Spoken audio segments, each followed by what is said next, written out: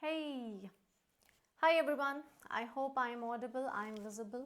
So, this is the very first line that every teacher says while starting the class. But let me say something different today. Though I've already said that, but the second line should be different. So, I hope you all are happy. I hope you all are strong. I hope you all are beautiful. And that you are, I'm sure. I hope life is treating you well. So, even if there's something going on in your life, it will eventually pass, right? निकल जाएगा. So whatever it is, just keep fighting. अपनी लड़ाई जब तक लड़ते रहोगे तब तक सब कर पाओगे. ठीक है? So let's begin with this session. This is paper 2. इससे पहले we've already solved JIPMAT 2022 paper. If you haven't seen the paper, if you haven't solved it yet, go and solve it. पहले इसको कर लो अभी क्योंकि आ चुके हो ऑलरेडी क्लास में, तो इसके बाद उसको कर लेना. ठीक है? एंड यू विल सी कि क्यों प्रीवियस ईयर पेपर्स करने ज़रूरी है. मैं लास्ट क्लास में ऑलरेडी बता चुकी हूँ. Apart from that, making notes is very important. So the other day someone in the management said कि मैम बच्चे VRC में notes नहीं बनाते हैं. And I was like, oh, I always tell them to make notes. ऐसा क्यों होता है पर? Well, that's sad if you do not make your notes. So I'll just give you one example. Just like we open our lockers to take out money in order to buy something, similarly, we open our notebooks to see what we wrote, to revise what we learned, in order to write it in the exam, in order to learn and understand and then imply it in during our exam, the actual day, not right now. So that's very important. Having notes is important, I am telling you. क्योंकि कभी भी कुछ भी नया पढ़ोगे यार, कुछ भी something that you've learned for the very first time, ज़रूरी नहीं है आप उसको बहुत लंबे समय तक याद रख सको, but if you have it there in your notebook, तो best thing to do for yourself. Alright, chalo. First question says pick out the synonym of the words. And yes, while solving the questions, देखो कि आप खुद से कितने questions solve कर पा रहे हो. Pause कर लो. I'll give you some time. Question को समझो, answers देखो, खुद से भी solve करने की कोशिश करो और समझो कि कितने questions आप खुद से solve कर पा रहे हो, right? और कहाँ कहाँ mistake कर रहे हो. Let's say आपको vocab question में mistake आ रही है. Question number 1 लिख के vocab लिख दो and उसके आगे cross लगा दो. पैराजम्बल में प्रॉब्लम है, पैराजम्बल लिखो, क्रॉस लगा दो. इससे at the end of the paper you will get to understand कि किस टॉपिक में आप लैक कर रहे हो. ठीक है? सो ये करो. Alright, pick out synonym of the word reproach. Just give me a second. Let me select a pen. Number 1 is reprimand, appreciate, understand, and to approach again. Now, if you do not know the meaning of this particular word, you might think that D is the correct answer because it sounds very similar, right? Approach and reproach. But that's not the correct answer. उसके लिए क्या होगा? उसके लिए आपको word का मतलब पता होना बहुत ज़रूरी है, right? अब reproach का मतलब होता है basically to express, disapproval और blame. ठीक है? ये इसका सही मतलब है. So now you see disapproval, blame. Let's see synonym. Synonym क्या होता है? Similar meaning words, not same meaning words. So similar, understand. Disapproval हम express कर रहे हैं तो definitely नहीं होगा. B कहता है appreciate, नहीं. हम blame कर रहे हैं तो appreciate तो नहीं ही होगा. Reprimand, what is reprimand? Reprimand is basically to scold or rebuke. So yes, this can be a similar meaning words. ये इसके synonym में आ सकता है. ठीक है? तो reproach का synonym हुआ क्या? Reprimand. Moving on, pick out the correctly spelled word. very easy question. मतलब देखते ही समझ जाओगे कि भाई disaster की spelling तो ये हो ही नहीं सकती. Disaster की spelling instead क्या होती है?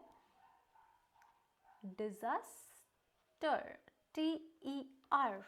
That's the correct spelling. Documentation. documentation, perfect. Deviation, okay, so deviation नहीं deviation होता है, right? Now what is deviation? Deviation is basically doing something that is different from the usual standards, doing something different from the people or from the society that it usually does, right? So now something that is considered normal and acceptable by the society, you do absolutely different from that, that is deviation. इसका एक synonym हो सकता है, जैसे कि bohemian एक इसका synonym हो सकता है, unconventional इसका synonym हो सकता है. Then there is dormitory. So इसकी ये भी spelling wrong है, सिर्फ A भी wrong है, सिर्फ B ही सही है, B is the correct answer, but आपको बाकी भी पता होने चाहिए. डॉर्मेटरी नहीं डॉर्मेटरी होता है,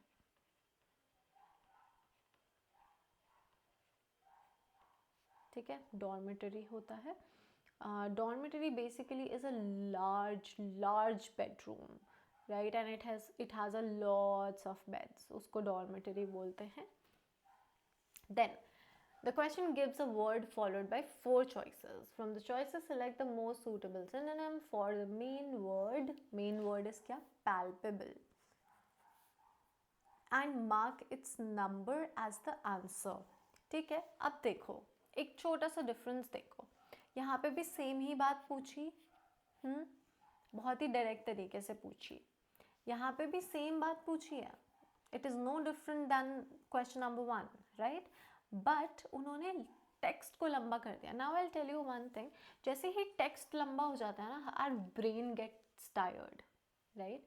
हमारे ब्रेन को लगता है कि यार कितना सारा लिखा है, कुछ डिफिकल्ट ही होगा. नहीं, दैट्स नॉट ट्रू. पैराजम्बल्स में भी आई टेल माई स्टूडेंट्स कि more the text more the hints. ज़्यादा टेक्स्ट देख के डरो मत, ठीक है, सेम ही बात पूछ रहा है, बट ध्यान से पढ़ो, इंस्ट्रक्शंस पढ़ना बड़ा ज़रूरी है. So what happened with one of my students was कि उसने टीटा में इंस्ट्रक्शंस नहीं पढ़ा, उसमें टीटा में लिखा है, टीटा जनरली माइनस मार्किंग नहीं देता है, बट टीटा में लिखा है माइनस मार्किंग है, राइट, उसने पढ़ा नहीं, ही थॉट कि टीटा है माइनस मार्किंग नहीं ही होगा, करके आ गए भाई साहब, गलत हुआ, माइनस मार्किंग मिली. तो इसलिए इंस्ट्रक्शंस पढ़ना बहुत ज़रूरी है. सो सिनोनिम ढूंढना है. पैल्पेबल का मतलब बेसिकली होता है noticeable, right, something that's that can be perceived, right, able to be felt or perceived, that is palpable. So visible, perceivable, visible नहीं होगा क्योंकि आप समथिंग दैट्स नोटिसेबल. अब नोटिसेबल तो एक फीलिंग भी हो सकती है ना, ज़रूरी नहीं है कि विजुअल्स ही हो. So audible again same thing. Presentable no. Perceivable is the most correct answer for this particular word palpable, ठीक है. सो perceivable is right. Alright, fill in the blank with suitable form of verb. Okay. Read dash not to believe but to weigh and consider. ठीक है. Let's see what should be the correct answer here. Read to not contradict nor to not contradict. Okay. ठीक है, that's a very awkward structure. B says contradict not to. Read contradict not to. What is this? Do not understand. I do not understand. Again, very awkward. Read to contradictory, nor to believe. A question that gives you marks for free, right? It helps you score with a very easy shot. So D says not to contradict. Yes, read not to contradict, nor to believe, but to weigh and consider. Yes, so not to contradict ये एक parallel structure हमको देता है and not to contradict ही एक सही formation है यहाँ पे लगाने के लिए, ठीक है. सो नॉट टू परफेक्ट, एकदम पैरेलल स्ट्रक्चर है. B says pick out the correct sentence in active voice of the following sentence. Why was such a letter written? So the statement specifically starts from here. Why was such a letter written by your father? ठीक है. Correct sentence ढूंढना है और active voice ढूंढना है, ठीक है. Why had your father written such letter? Okay. A हमसे कहता है why had, let's talk about A first. A हमसे कहता है why had, okay. why was दिया है इन्होंने, तो यहाँ पे क्या किया है इन्होंने, टेंस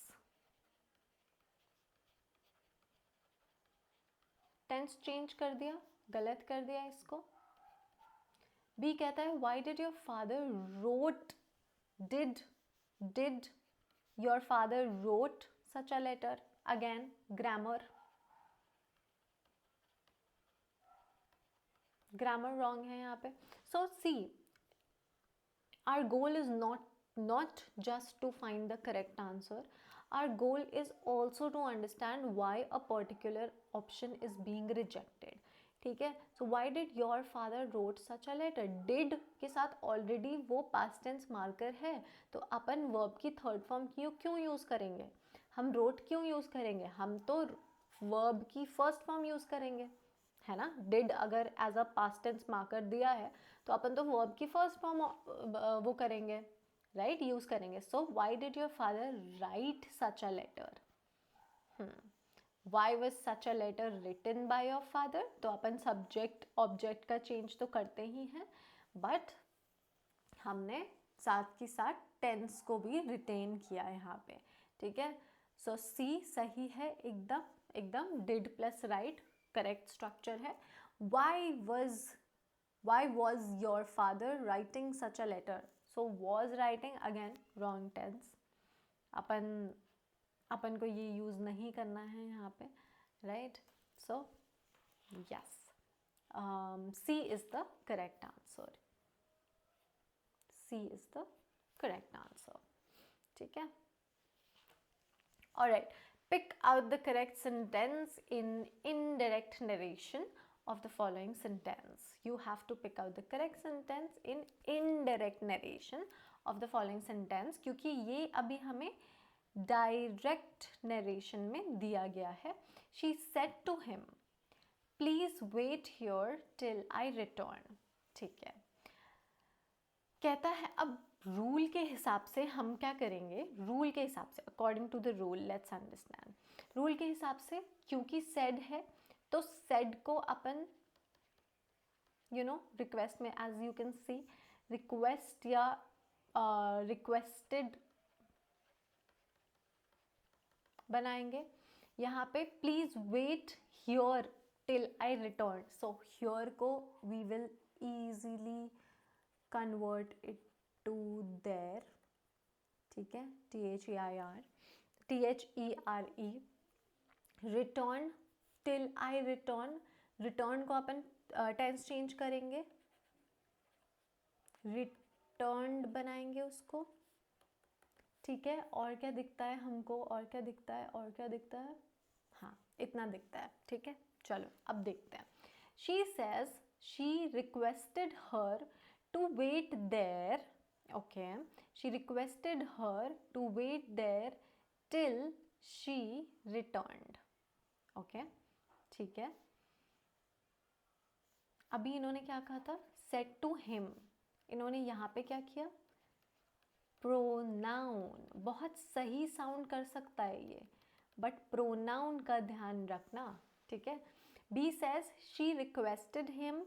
ओके, परफेक्ट, रिक्वेस्टेड, ठीक है. इसके हिसाब से आई एम सो सॉरी, एकदम सही है इसके हिसाब से. Him perfect pronoun, wait that perfect, till she returned, tense भी सही है. सो यस, बी हमारा सही आंसर हो सकता है, अपन उसको स्टैंड बाय पे रखेंगे क्योंकि सी और डी अपन ने नहीं पढ़े हैं अभी, right. She requested him to wait there till she returns. Tense, tense तो अपने को रिटेन करना ही था ना, शी सेड, पास्ट अपन इनडायरेक्ट में बना रहे हैं तो we'll have to you know accordingly retain the tense, तो यहाँ पे रिटर्न्स गलत हो गया। शी रिक्वेस्ट हिम यहीं पे गलत कर दिया, to wait there till she had return, तो इतनी टेंस मिस्टेक्स की ज़रूरत हमें नहीं है, तो तीनों में A C and D pronoun और टेंस का एरर है, hence B is the correct answer, right. Okay, pick out the correct sentence from the following sentence. ठीक है, this is one of the very nice questions, like very scoring, you know, अगर आपने grammar अच्छे से पढ़ी है तो बहुत scoring. Pick out the correct sentence. Okay, hardly had the function got over, the crowd disappeared. ठीक है, structure हमसे कहता है, structure में आया hardly had plus subject the function, इसके साथ साथ verb का थर्ड फॉर्म, ठीक है, the crowd disappeared, ठीक है, verb का, और सेकेंड क्लॉज की बात करें तो हम when के साथ हमारा सेकेंड क्लॉज आ गया ये, ठीक है। अब hardly had अगर हम करें ऑक्सिलरी है बिफोर द सब्जेक्ट, ठीक है, परफेक्ट है। द फंक्शन लिखा है, द फंक्शन गॉट ओवर, तो we can say participle form है, ठीक है। Then they say the crowd disappeared, past tense है, ठीक है, तो ग्रामेटिकली तो करेक्ट स्ट्रक्चर लग रहा है एकदम, राइट, एकदम करेक्ट स्ट्रक्चर है, टेंस भी एकदम करेक्ट है, तो ए हमें यू नो हमारा सही आंसर हो सकता है, ठीक है। B says hardly have the function getting over, okay okay okay, hardly have the function getting over, the crowd disappeared, so it is a very awkwardly structured sentence with awkwardly given tenses, so B can be ruled out. The function was not got over after the crowd were disappeared. What do you mean to say, my friend? What do you mean?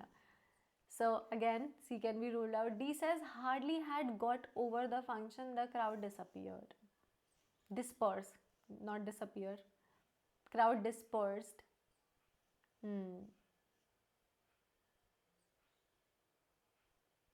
Oh, okay. So why have I been saying disappeared?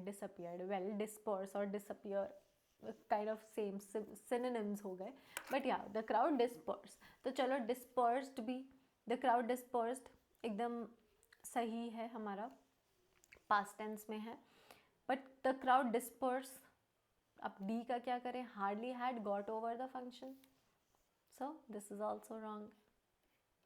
So A, अब you need to understand, दो in very formal, अगर हम very formal grammar की बात करें, so we usually you know prefer writing like this, that hardly had the function got over when the crowd dispersed, right, or disappeared, because I have used disappeared so many times.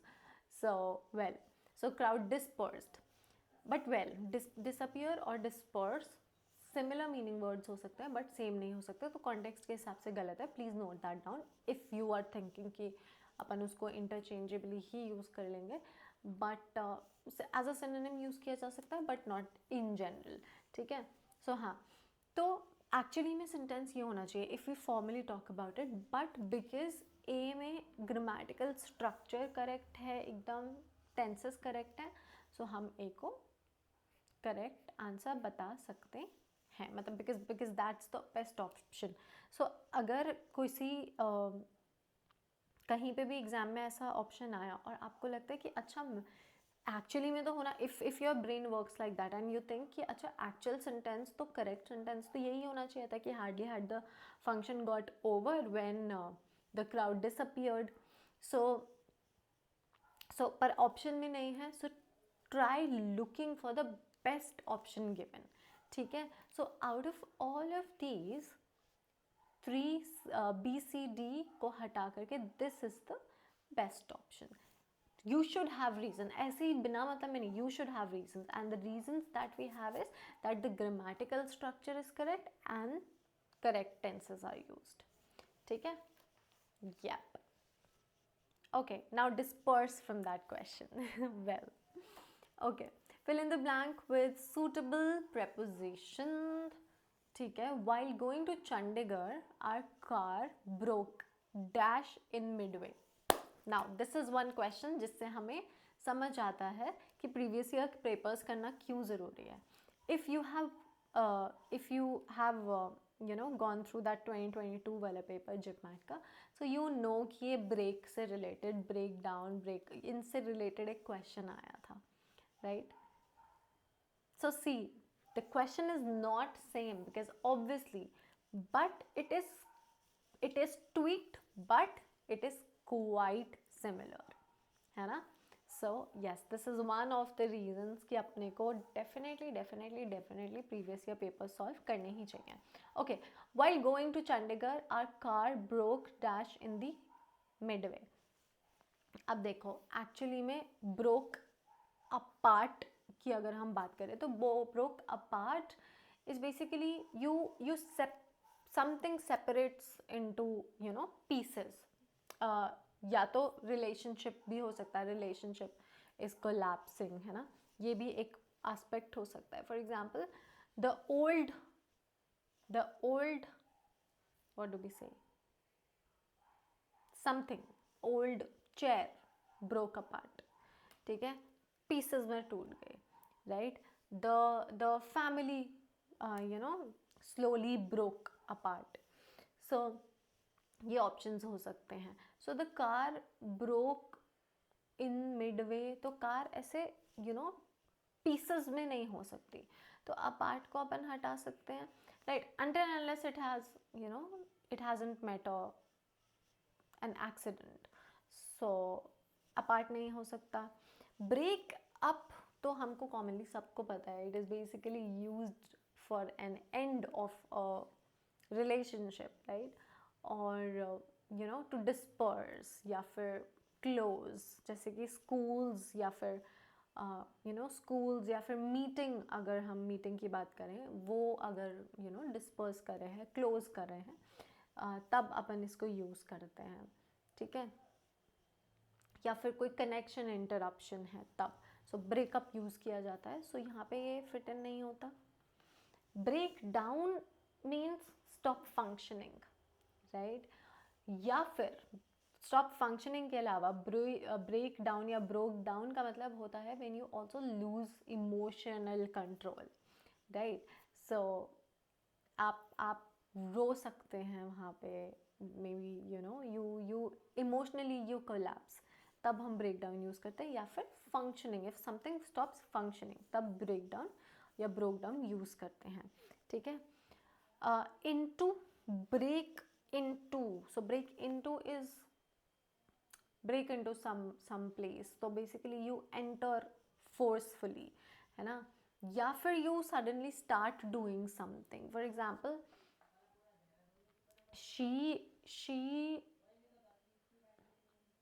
broke into laughter after something happened, right. या फिर thieves broke into XYZ's house, right. तो तब वो सही है.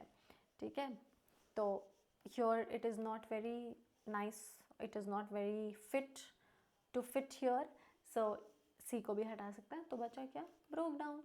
क्यों, क्योंकि इसका मतलब है stop functioning. या फिर lose emotional control, इमोशनली आप कोलैप्स हो जाओ तो कार इमोशनली कोलैप्स तो नहीं हो सकती at in the middle of the way, but definitely it can stop functioning. So broke, okay वो लिखा है, sorry, down. Broke down is the correct answer. 9 says pick out the synonym of the word communicable. synonym of communicable. Communication, contagious, commutation, understand. Now communicable देखकर मत सोच लेना सिर्फ कि communication होगा. कम्युनिकेबल यहाँ पे एक्चुअली मतलब है कि you know what do we say, communicable is like contagious, कि it can be it can spread to one person, from one person to another, in that sense. So communicable is that. ठीक है. और अपना क्या बचा, communication we know, contagious is communicable, contagious is कि फैल सकता है, right? One, जैसे कि flu is contagious, right? One person can catch flu from another person, so it's basically communicable disease या फिर contagious disease, right? Commutation is reducing or lessening what do we say, lessening a punishment, or maybe lessening a sentence. किसी को कोई let's say death sentence मिला है तो उसको हटा दिया, उसको थोड़ा less कर दिया, और lifetime imprisonment हो गया उसको, like that. So that is commutation. So commutation मतलब reduce करना, कम करना. किस चीज़ को? मे बी किसी की punishment को हो सकता है, या फिर कोई sentence हो सकता है. That is commutation. Understandable is understandable, so hence B is the correct answer according to communicable. ठीक है. Alright, read the following paragraph and determine carefully the main idea. From the 4 choices, select the one statement that best supports the author's point. Okay, great. Litigation is not always the only or best way to resolve conflict. ठीक है भाई, समझ गए हम कि litigation जो है legally when you solve problems या कोई cases डालना या ये सब, so the author is saying that is not the only way to resolve conflicts. Mediation offers an alternative approach and it is the one that can be quite efficient and successful. ठीक है. Best चीज़ ये हमें बता रहे हैं यहाँ पे कि लिटिगेशन नहीं. क्यों? क्योंकि बहुत टाइम लगेगा, but no, don't mind that. Well, कि लिटिगेशन में आगे हो सकता है हमें ऑथर बताए टाइम लगता है, ये लगता है, वो लगता है, व्हाटसोएवर, बट मीडिएशन क्या करेगा, वो ज़्यादा एफिशिएंट हो सकता है, ज़्यादा सक्सेसफुल हो सकता है than litigation. So mediation can be faster, हाँ, as I said, faster, less expensive, and can lead to create solutions not always possible in a court of law. ठीक है. Additionally, mediation focuses on mutually acceptable solutions, right, rather than winning or losing. So basically here the author is giving his argument कि litigation से ज़्यादा better हो सकता है mediation. हमेशा court के पास नहीं होते हैं हर चीज़ के जवाब, और कोर्ट बहुत एफिशिएंटली, सक्सेसफुली, ज़रूरी नहीं है कि आपके जो भी द प्रॉब्लम है उसको सॉल्व ही कर दे. क्यों? क्योंकि विन और लूज सिचुएशन होती है कोर्ट में. Either one person wins and the other loses, but mediation is something जहाँ पे बीच का फैसला होता है, राइट? तो this is what the author says and let's see what's the question. Question says the paragraph best supports the idea. Let's see. There is too much reliance on litigation in our society. Okay, litigation is expensive, slow, and limited by its reliance on following the letter of the law. So अगर हम A and B पढ़ें, they both focus on the negative, negatives of litigation, though the author did mention कि mediation can be faster, less expensive, ऐसे वैसे, but he did not directly target, right? उन्होंने what do we say, negatives, his main point here was to say कि mediation जो है it can be more effective. उनका main point ये बताना नहीं था कि लिटिगेशन इज एक्सपेंसिव और इट इज़ स्लो और इट इज़ लिमिटेड और व्हाट्सोएवर, राइट? सो ये मेन पॉइंट नहीं हो सकता, ठीक है?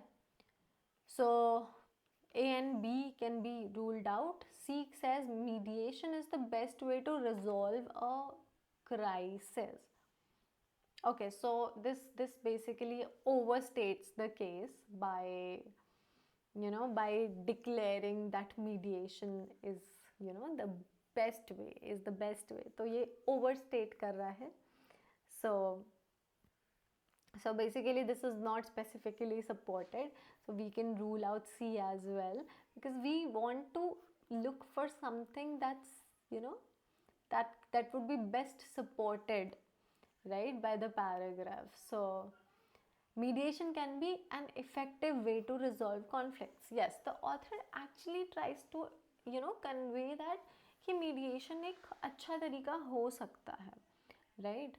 He is not trying to defame litigation. He only says that mitigation is less expensive, right? Less time taking, and there is a win-win situation for both the parties. But in litigation, either it's a lose situation or a win situation. So hence D is the correct answer. 11 says this question gives a word followed by 4 choices. ठीक है? From the choices, select the most suitable synonym. ठीक है? Famished. In the last class, I used this word. So I think कुछ लोगों को तो पता होगा कि famished का सही आंसर यहाँ पे क्या होना चाहिए, और कुछ लोगों को नहीं पता होगा. So famished basically means extremely hungry. ठीक है? Extremely hungry, So B is the correct answer. Agricultural is not the correct answer, obviously.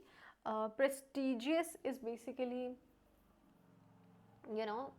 some sort of illustrious reputation, respect, that's prestigious, so we can rule it out. Feasible is when something is possible to do, right? For someone possible hai, unke liye sahi hai, that is feasible. So D can also be ruled out, hence B is the correct answer for that particular question. Question number 12 says the question gives a word followed by 4 choices. From the choices, select the most suitable synonym. Again, synonym. Word which means the same, okay, for the main word, and mark its number as the answer. ठीक है? Synonyms are generally similar meaning words. ठीक है? But यहाँ वो कह रहे हैं कि words which means the same in one way or the other. Okay. Question number 12. Ostensible. Ostensible का मतलब क्या होता है? It is basically ostensible is basically something that's like stated to be real or true. That's ostensible. ठीक है? So ostensibly I will be there, like in reality, right? एक reality वो बताओ तो मैं. So ostensible is stated to be real or true. So strong नहीं हो सकता, desirable नहीं हो सकता, faithful भी नहीं हो सकता, but apparent हो सकता है, right? Apparently I will be there. So right, if I state truly I will be there tomorrow, so apparently I will be there tomorrow. So in that way, C is the correct answer here. 13 says give meaning to the underlined idiom as used in the following sentence. He requested her to consider the decision, but she put her foot down. Okay, he requested her, ठीक है? Somebody requested her to reconsider कोई भी decision, उसके बारे में फिर से सोचने का, but she put her foot down. ठीक है?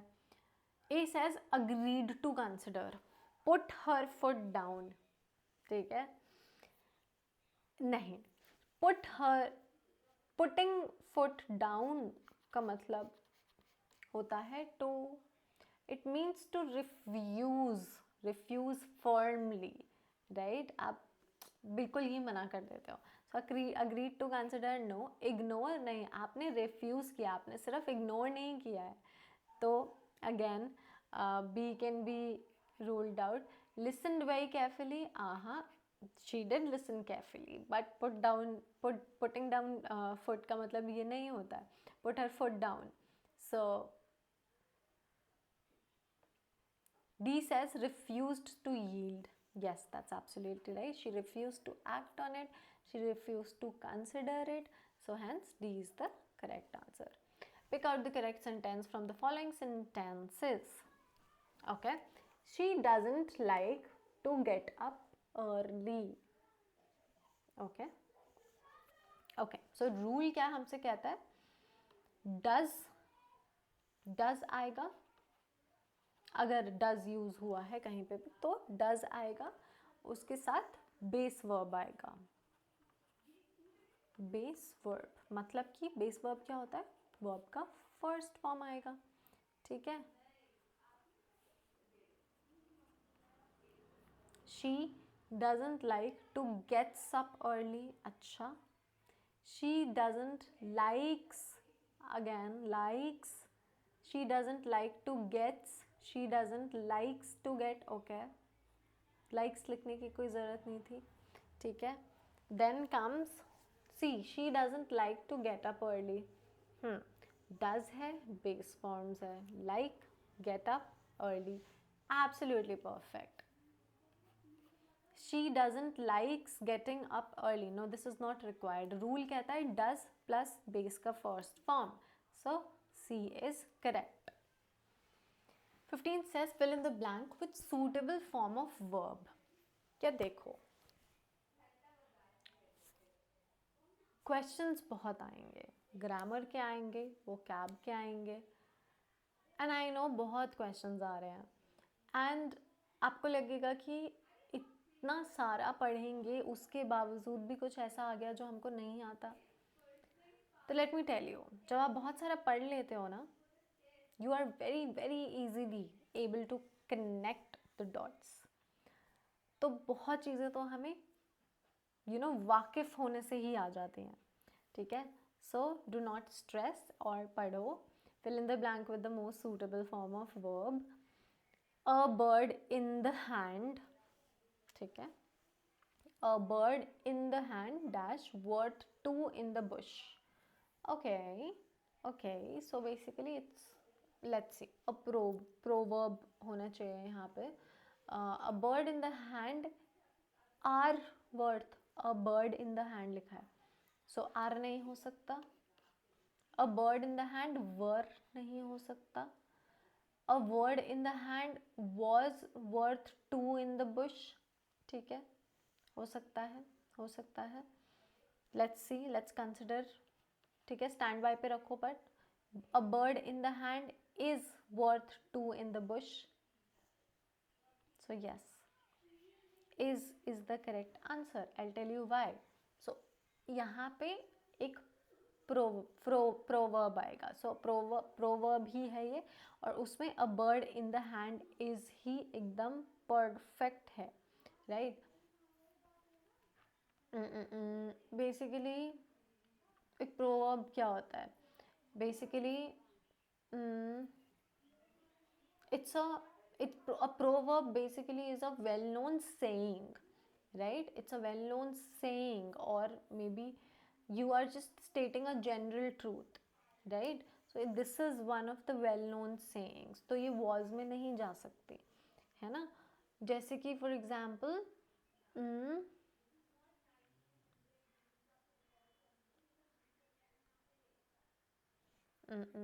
let me give you one Hindi example, but I can't remember as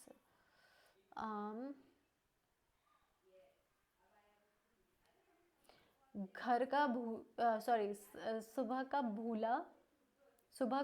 भूला भटका. हाँ, सुबह का भटका शाम को घर आ जाए तो उसे भटका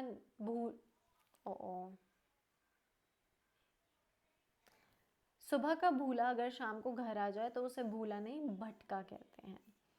ठीक है. नहीं, उल्टा एक्चुअली. नहीं, इंग्लिश हिंदी एग्जाम्पल छोड़ो, यहाँ पे फिट नहीं होगा. ओके, तो कुछ वैसा सोचते हैं.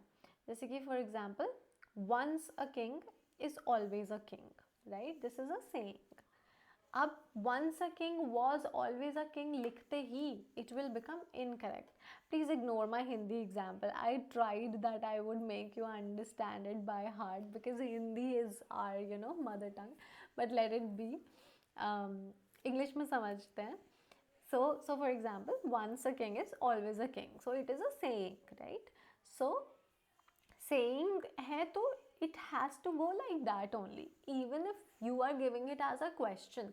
अगर यहाँ पे वो होता तो आप once a king was always a king नहीं होता है, right? Similarly, a bird in the hand is worth two in the bush ही होगा, was in the bush नहीं होगा, even if हमें grammatically लगे कि correct है, right? So yes, this is the correct answer here. ठीक है. Question number 16 says pick out the correct sentence in indirect narration of the following sentence. He said let us wait for the award. Okay, he said let us wait for the award and we have to do, what do we have to do? हमें correct narration, correct sentence उठाना है in indirect narration. ठीक है. Just one second.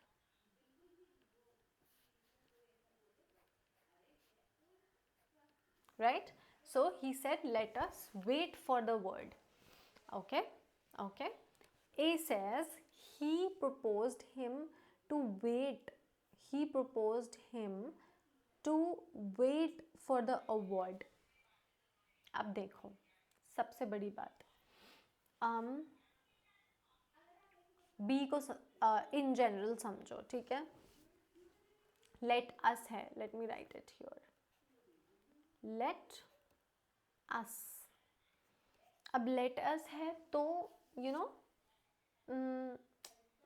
they actually propose that they should, right? Let us wait for the award. So propose that they should, right? तो us को अपन they में change करेंगे, right? This is one thing that we need to take care. अगर हम A को देखें, he proposed him to wait लिखा है. अगर हम C को देखें, he agreed to wait for the award with him, changes the meaning, बहुत awkwardly लिख दिया है. he agreed to wait for the award with him. okay, ठीक है. he agreed, पर वो कह रहे हैं he said, right? agreed नहीं होगा. he proposed me that I should wait for the award. नहीं, us है ना, simple है. us है तो they में ही तो convert होगा indirect narration में, right? so hence B is the correct answer. He proposed that they should wait for the award, right? they should wait for the award. This is the perfect answer here. ठीक है. rules आप लोग को पता ही हैं. I have repeated them on multiple times. so yes. okay, read the following sentence and choose the best definition for the underlined word by searching for context clues in the sentence. okay, ठीक है. Mr. Powers was so gullible, ठीक है, that he believed even the most outlandish excuses of his insincere employee.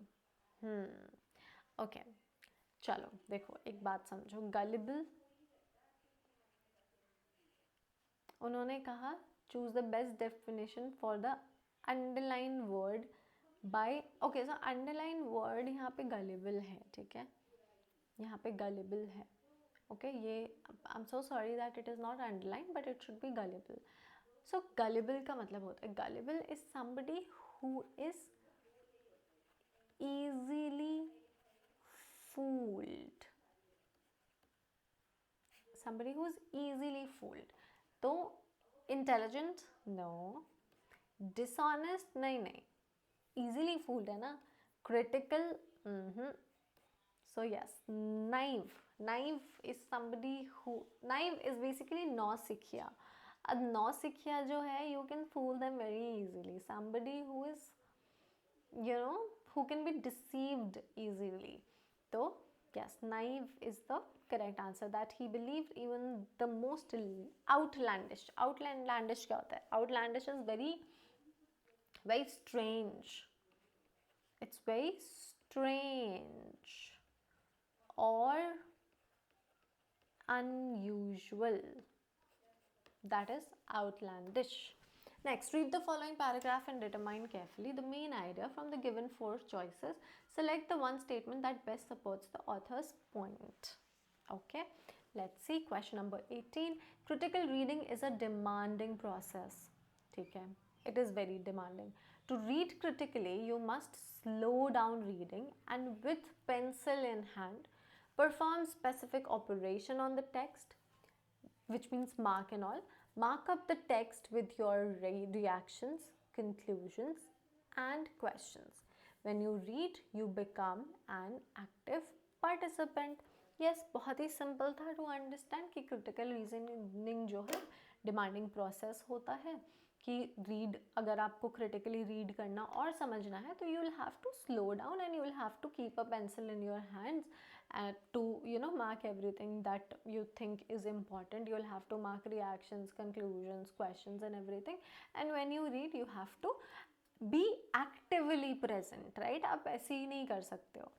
So question says, this paragraph best supports the statement that, okay, let's see, that a critical reading is slow, dull but essential process.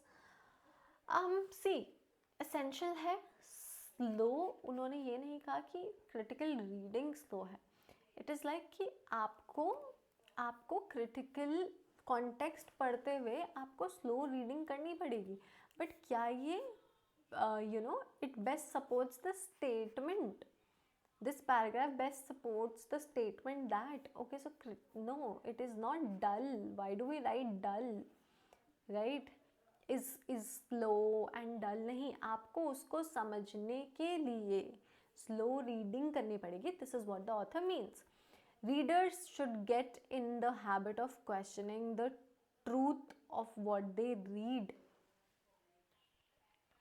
So किसी truth के बारे में नहीं उन्होंने हमसे कहा है. उन्होंने कहा mark up the text with your reactions, conclusions and questions. ठीक है, उन्होंने किसी भी ट्रूथ के बारे में कोई भी बात नहीं की है. She says the best critical reading happens at critical times in a person's life. Okay, well, that's very weird. Author is not talking on deep topics, so no deep talk or serious talk is happening here. D says critical reading requires thoughtful and careful attention. Critical reading requires thoughtful and careful attention. उन्होंने slow down करने के लिए क्यों कहा? Careful attention के लिए, careful होने के लिए, और thoughtful तो है ही, right? Requires thoughtful. So C is very correct here. क्यों? क्योंकि आपको slow reading करना है. You have to mark things. It is a demanding process, right? तो thoughtfulness तो हमसे demand करेगा ही. So hence D is the correct answer here. Question number 19 says the question has a word followed by 4 choices. From the choices, identify the one which is opposite in meaning, which means antonym, for the main word and mark its number as your answer. ठीक है, considerate करना है हमको. Okay. Oh, just 1 second. Okay. Just give me 1 second. 1 second.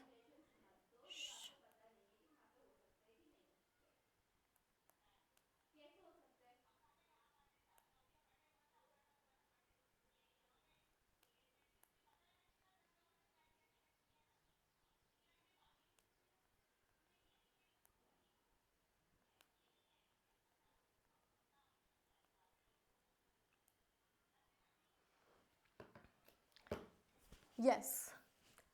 Okay, so I'm so sorry.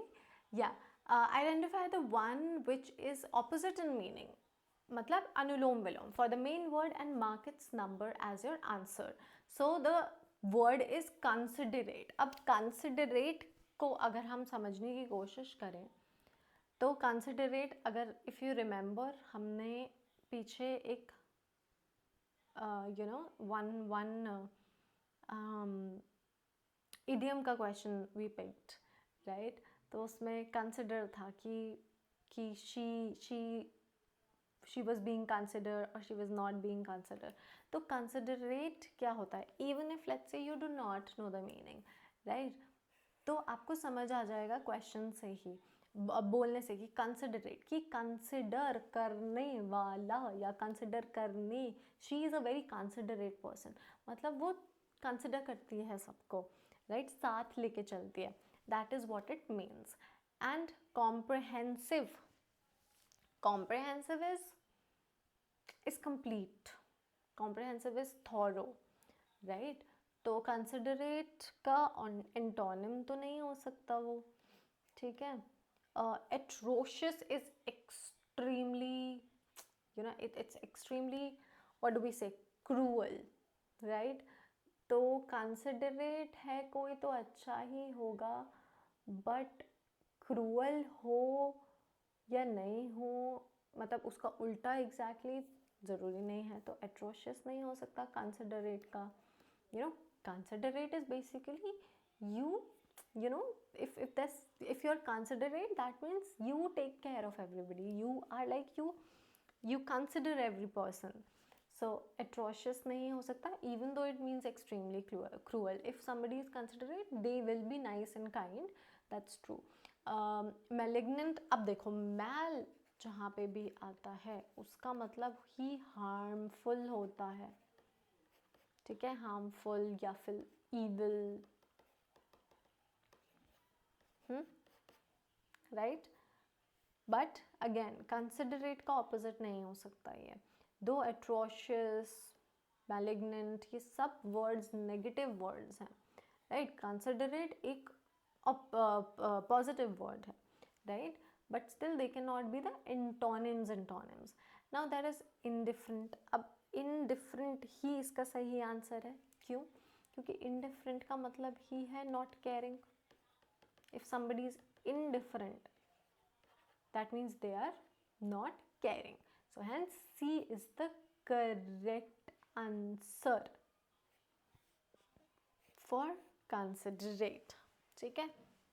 So considerate का मतलब ही होता है thoughtful, considerate का मतलब ही होता है caring, showing concern, that's considerate. इसलिए D is the correct answer. Question number 20 says pick out the correct sentence from the following sentences. ठीक है. A says who had replaced the player after she was injured, and they are asking a question here. ठीक है. A कह रहा, अब C, A is grammatically okay, right? It is okay, तो अपन इसको side में रखेंगे, ठीक है? Who had replaced the player after she was injured, तो ग्रामेटिकली सही लग रहा है, अपन इसको स्टैंड बाय पे रखेंगे because there are 3 more options.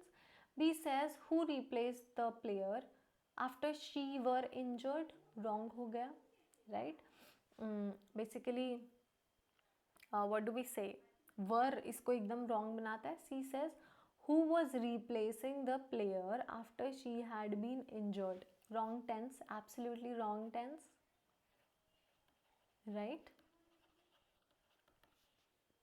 यहाँ पे भी grammar wrong, tense wrong.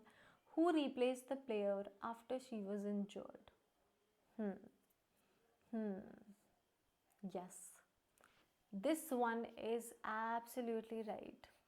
Who replaced, who had replaced the player after she was injured? So basically अगर हम सिर्फ एक ही बात करें तो it could actually imply that the action, this particular action was completed before another past event, so, and which is not again indicated, so hence A becomes very weird. So in between A and D is the best option and we can rule A out. जब इस तरीके से के questions आए जहाँ पे आपको लगे कि यार सही था, बट तो देखो कि इंडिकेट क्या किया गया, क्या उन्होंने इंडिकेट किया है that there is another event, right? Because this actually is implying that you know, one action, any action was actually completed before, you know, another past event. Had use कर रहे हैं ना क्योंकि, so we can rule it out. Hence D is the perfect answer here. Absolutely perfect. One second.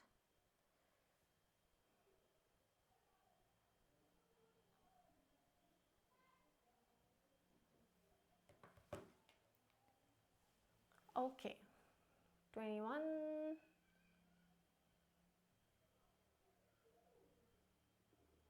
ठीक है ठीक है ठीक है ठीक है. Right. Pick out the correct sentence in passive voice. अब अपने को passive voice में करना है. Passive voice of the following sentence. He will finish the work in a fortnight. Let's see. Active है, active है, passive में करना है. He would be finished the work in that fortnight. He would be, nahi. He would be finished. He would be finished the work in that. No, that's absolutely wrong. That's very weird. B says the work would be finished in that fortnight. Okay, हमें see, we are supposed to retain the tense, right? तो अपन इसको हटा सकते हैं. C says the work was finished. Again, no tense is retained. D says the work will be finished by him in a fortnight. तो future tense है, will be, sorry, will be plus verb का third form लग गया है. Correct. He will finish the work. Active, अगर active को passive में कर रहे हो तो tense retain करके verb का third form लगाओगे. So the work will be finished by him by fortnight. He will finish the work in a fortnight. So hence D is the perfect option here. Okay, which inquiries are undertaken in strike exposition? What is this question? Which inquiries are undertaken in strike exposition? Mainly primary and secondary derivatives of compounds, nature of substance. Oh, okay. Well, I don't think this particular question is related to this. I think कहीं से गलती से आ गया. Either ये किसी RC का part है, either हाँ actually एक RC का ही पार्ट मुझे ये लग रहा है. But since सामने आ ही गया है तो basically strike expositions जो होते हैं they are basically referred to, you know, systematic, structured and what do we say, you know, detailed presentation of, you know, knowledge or about shastras, right? That is what strike expositions are related to. You know, shastras, scriptures या फिर कुछ authoritative text जो होता है उससे related होता है. And उसके according I think B, D and E होना चाहिए इसका आंसर वैसे तो, because according to what I have read, but this question is absolutely unrelatable. I don't know कहाँ से आ गया है, so please forget it. But yes, now इसका strike exposition कहीं आ जाता है, so you know it is actually about, you know, shastras and scriptures and everything. Okay, arrange the following parts of a sentence in order to make a meaningful sentence. Okay, very easy, very easy. R, Q, S और P सारी ही दे दिया. Around the town, मुझे क्या पता around the town क्या है. When I was young, okay, हो सकता है हमारा first sentence. Delivering food to customers, shopkeepers would cycle. Okay, when I was young, Q से start होगा ये. Shopkeepers would cycle around the town delivering food to customers. So yes, B is the correct answer here. Okay, read the following sentence and choose the best definition for the underlined word by searching for context clues in the sentence. So the attorney wanted to expedite the process because her client was becoming impatient. ठीक है, अपने को actually it is written read the following sentence and choose the best definition for the underlined word, but they have only given word. So for the underlined word, by searching for the context clues in the sentence. So basically इस word से related हमें एक option choose करना है. They have not given the definition. हाँ, so let's see. Expedite. अब expedite का मतलब क्या होता है? Accelerate, evaluate, reverse, justify. So expedite का मतलब बेसिकली स्पीड अप होता है, ठीक है. इवैल्यूएट स्पीड अप से रिलेटेड नहीं है, रिवर्स अगेन स्पीड अप से रिलेटेड नहीं है, जस्टिफाई अगेन स्पीड अप से रिलेटेड नहीं है, बट एक्सेलरेट, क्यों हम कार में एक्सेलरेट करते हैं तभी तो गाड़ी आगे बढ़ती है, तो hence A is the correct answer here. Alright, fill in the blanks with suitable preposition. He put dash his departure for a week. Let's understand this. He put down, put off, put off, put off. चलो समझते हैं. Put down. C correct answer अगर मैं आपको बताऊं इसका तो put of होना चाहिए, डबल एफ, क्योंकि पुट ऑफ का मतलब होता है पोस्टपोन और may be delay, right. Postpone, delay कुछ भी हो सकता है, तो आंसर तो पुट ऑफ ही होगा. बट पुट डाउन क्या होता है वो समझ लेते हैं. Put down is basically to insult, right, to insult और टू राइट और टू सप्रेस. तो मल्टीपल मीनिंग्स हो सकते हैं. Let me write it down here. To insult और मे बी टू राइट और टू सप्रेस समवन, ठीक है. That's put down. Put off is actually wrong, तो put off there's no meaning. So put on तो ऐसा word है जो हम सबको ही पता होता है. Let me put on my shoes, let me put on my clothes. तो put on is basically to wear, right? To wear or maybe to organize, है ना. multiple meanings होते हैं. और to increase, right? चलो याद रखना इसको, ठीक है. to wear, to organize, या फिर हो सकता है टू ऑर्गेनाइज, टू इंक्रीज,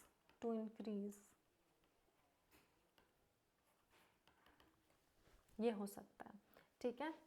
सो इन सबको देख के ही put dash his departure for a week, तो डिले ही किया होगा, फॉर अ वीक किया है तो पुट ऑफ. क्यों? क्योंकि ऑफ का मतलब पोस्टपोन या फिर डिले होता है. अब एक और होता है जो कि यहाँ पे दिया गया नहीं है, but let me just put up, right. Put up is basically to to stay somewhere, right, और टू प्रोवाइड अकोमोडेशन हो सकता है, या फिर टू टॉलरेट समवन, राइट, या फिर टू रेज और टू बिल्ड और मे बी टू डिस्प्ले, ठीक है. Multiple meanings. अब ये कैसे आप डिसाइड करोगे कि पुट अप किस तरीके से यूज़ हो रहा है. To stay somewhere, for example अभी कुछ दिन पहले I asked one of my friends that where are you putting up these days, तो मेरा मतलब था कि where are you staying these days, कहाँ पे हो, राइट. फिर हो सकता है कि आप you provide accommodation, then to display, you can also display. अब वो context decide करेगा कि put up किस सेंस में यूज़ हो रहा है. यहाँ पे मल्टीपल चीज़ें हो सकती हैं, ठीक है. जो भी मैंने बोला है उसको याद कर लेना, ठीक है. क्वेश्चंस आते रहते हैं same. Alright, so we have one RC here. Read the following passage carefully and answer the question that follows. Okay, so the night was cold and dark. Okay. There was a great storm thunder and lightning also, most men and animals adequately protected were asleep in their homes. They were warm and happy, but some monkeys were running through the forest. They had no warm home, there was cold, and there was cold. Worried monkeys looked everywhere for shelter. They had almost resigned themselves to be flattened out by the cold. Suddenly, they saw some fireflies. Now, fireflies have a light in their tail, as all our children know. Yes, we know. The monkeys took the light for fire. Oh, that's so sad. Poor things did not know any better. They said, we'll go near the fire and warm ourselves. All right. There was a flock of birds in a tree nearby. One bird had a kind heart and it felt sorry for the monkeys. It called out, that is not a fire. That is not fire, my friend. How kind she's being. Those are fireflies. They give no heat. It is futile to run. Futile क्या होता है? Waste, right? Useless. It is futile to run after them. Then monkeys got furious and their rage knew no bounds. They did not thank the bird. One monkey said rudely, is it so? We do not want unsolicited advice. Unsolicited advice is unasked. मतलब आपने पूछा नहीं तभी भी advice कर दिया. So unsolicited advice. I will teach you to say there is no fire. He jumped up the tree and pulled the poor bird out of its nest. Alas, said the poor bird, why did I try to help a fool? Fun, very fun. Okay, let's see. So there was nothing to discuss as such in this particular passage. It was very simple to understand. Everything is written very clearly. कुछ घुमा फिरा कर नहीं दिया है. A few words that are there, for example, futile, unsolicited, ऐसे words का मतलब आपको पता होना चाहिए so that you can understand better, right? Question number 26 says, in the above passage, night is described as what? Lovely and attractive? Oh no. Monkeys were, actually fighting for their life. So now, cold and stormy? Yes. Fit for hunting? रात हो रही थी. रात में कौन hunt करता है? Warm and thunderous? No, it was thunderous, but definitely not warm for everybody. It was cold and stormy. For a few people who were inside, it was warm. But then D cannot be the answer in that sense, right? So B is the correct answer here. Chalo. Question number 27 says, the monkeys were running through the forest because they were in search of what? Food? No. Liked running about in dark? No. Were in search of warm shelter? Absolutely yes. Wanted to kill the birds? No, they did not want to kill the birds, but since they thought that the bird is giving them an unsolicited advice and उनको वो unsolicited advice नहीं चाहिए थी, and they thought कि उनकी जो hope है that we will find warmth, उसको उसने तोड़ दिया, right? So yeah, but he did not want to kill the birds, so hence C is the correct answer. The bird tried to help the monkeys because she gave an unsolicited advice. That's what the monkey thinks, right? Was kind and felt sorry for them? Yes. Wanted to save the fireflies? No. Wanted to distract the monkeys? No. This is not mentioned. These are all distorted options. Okay, question 29 says, what happened when you try to help a fool? What happens when you try to help a fool?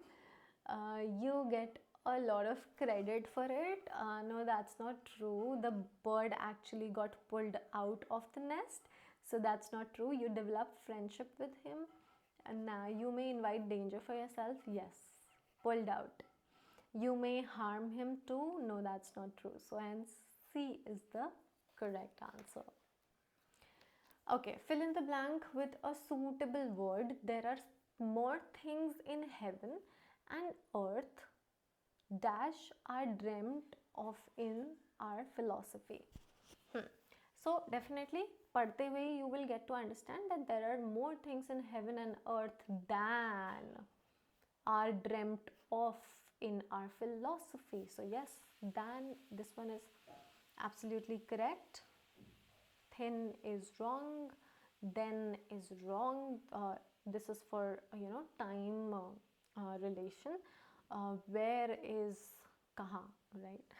So than जो है वो एकदम सही comparative structure है. So that is wrong. Pick out the correctly spelled word. Correctly spelled word. Okay, let's see. Unequivocally. Okay, so it will require double L, right? तो ये गलत है. Unequivocally double L. Perfect. In. Why is E there? Wrong. Unequivocally. No, that's wrong. So unequivocally is absolutely correct. Because it has unequivocally. So double L is required. यहाँ पे double L नहीं है, यहाँ double L है, but it starts with E, and this one has N, like it has I after N, which makes it unequivocally. So yeah. So these questions are my favorite questions because you can just see and you know that the spelling is wrong, right? So yes, B, unequivocally, is the correct answer. 32 says bring in the blank, fill in the blank with a suitable form of verb. Time and tide dash for none. Perfect. Perfect. Time and tide, wait for none. Waits नहीं होगा. You might think कि time and tide तो दो चीज़ें हैं ना. नहीं, यहाँ पे ये बेसिकली एक plural sorry, time and tide एक सिंगुलर, आप सोच सकते हो कि एक सिंगुलर सब्जेक्ट है, बट ये एक प्लूरल सब्जेक्ट है, इसलिए वेट्स नहीं लगेगा. It will be time and tide wait for none, because time and tide is a plural subject. So wait for none. Waiting, had waited, that's not right. So wait for none. Arrange the following parts of a sentence in order to make a meaningful sentence. ठीक है. Q, P, R and S. Okay, Q says this card entitles, ठीक है, this card, which card? Entitles, ठीक है, you to take an extra person with you. Absolutely right. Absolutely right. Okay, this card entitles you to take an extra person with you free. Okay, okay. P says an extra person. This card entitles. RP says with you free. An extra person. This card entitles you to take. S says you to take. This card entitles. No, all of these are wrong. So Q is the best option here, right? Q says this card entitles you to take an extra person with you free. So with you free नहीं होता last में, so सही रहता, but anyway, so that's the best option here. A is the correct answer. Alright, finally pick out the correct sentence from the following sentence. ठीक है. A says due to his ill health, he decided to not perform on the stage. Due to his ill health, he decided to not perform. Actually थोड़ा slit informative है, बहुत awkward structure हो रहा है, तो इसको हम हटा सकते हैं. B says due to his ill health he decided not to perform on the stage. Due to his ill health he decided not to. Sounds good, sounds good. Stand by पे रखेंगे. C says due to his ill health he did not decided to perform. Did not. So there is an error for sure. Due to his ill health he decided not to perform on the. Okay, so he decide tense का problem है यहाँ पे. So decide is the error here. B says due to his ill health he decided not to. So when due to due to his ill health आया है, तो he decided not to आना बहुत ज़रूरी है, and the tense is also perfect, so hence B is the correct answer. Next question says pick out the part of sentence which has an error. If there is no error, mark the option. No error. Writing the letter is often cheaper than comparative, okay, telephoning. So I don't think there's any error. So there's no error here क्योंकि this writing, telephoning, these gerund phrase, they are acting as subject, right? Not telephoning, but writing. It is acting as a acting as a subject here. So correct verb है ये, actually में correct verb agreement भी है. Writing the letter is often cheaper than telephoning. So verb agreement भी एकदम perfect है. Singular subject है is यहाँ पे. So ये भी correct है. Correct parallel gerund form है एकदम. तो it's a good structure. So D, no error. So yes, this was all for today, and if you have any questions, any doubts, anything, you can always write in the comment section, and I'll see you in the next class. Bye bye.